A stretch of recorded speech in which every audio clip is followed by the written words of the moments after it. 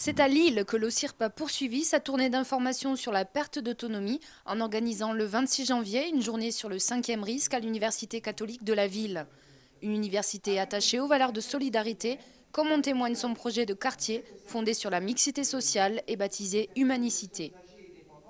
La particularité de ce quartier, c'est qu'il permet également à des personnes fragilisées par la vie, des personnes handicapées, des personnes dépendantes, d'être accueillies. D'être accueillies soit dans des établissements, soit par le biais des aidants. On veut dire par là que beaucoup de personnes handicapées ou de personnes dépendantes sont soignées chez elles, par les parents, par la famille, et que ces personnes ont besoin de souffler, et que donc ce quartier sera également un centre de ressources pour les aidants qui accueillent des personnes handicapées ou dépendantes dans la famille. Trouver des solutions pour accompagner les personnes dépendantes implique nécessairement de soulager leurs proches, qui gèrent au quotidien des situations parfois lourdes, comme l'a souligné Pascal Crespin de Vauban Humanis, partenaire de cette journée. Souvent, on a des femmes, et c'est majoritairement bien sûr des femmes, alors des conjointes, mais ça peut être aussi des filles.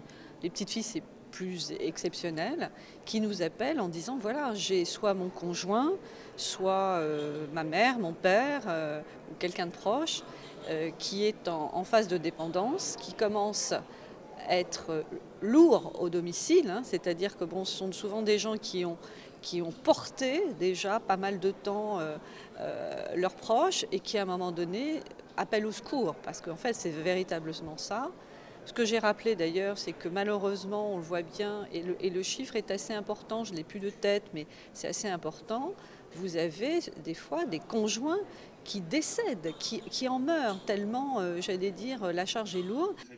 Une situation qui ne devrait pas s'améliorer puisque d'ici 2015, la France comptera 2 millions de personnes de plus de 85 ans, d'où l'urgence de trouver des solutions impliquant les divers acteurs de la protection sociale.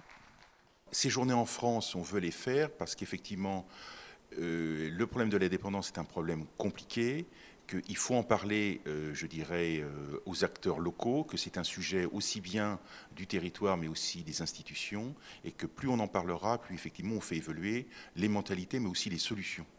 Et l'idée que nous mettons en avant, c'est de considérer que les institutions de prévoyance, c'est-à-dire celles qui font des contrats collectifs, ont un rôle à jouer, comme la mutualité, ont un rôle à jouer dans la dépendance de demain, c'est-à-dire à travers des contrats d'assurance collectifs et non pas individuels. Nous, ce qu'on prône, parce que j'appartiens aussi à un collectif qui s'appelle Une société pour tous les âges, nous, ce qu'on prône, c'est une couverture collective. Ça veut dire, est-ce que les Français sont d'accord collectivement pour financer le besoin d'aide que ces différentes catégories d'âge ont ?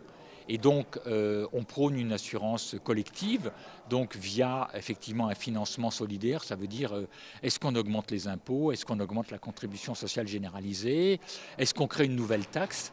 Est-ce que les Français sont d'accord pour collectivement permettre aux plus fragiles d'entre nous de mener leur vie comme les autres? C'est ça l'enjeu.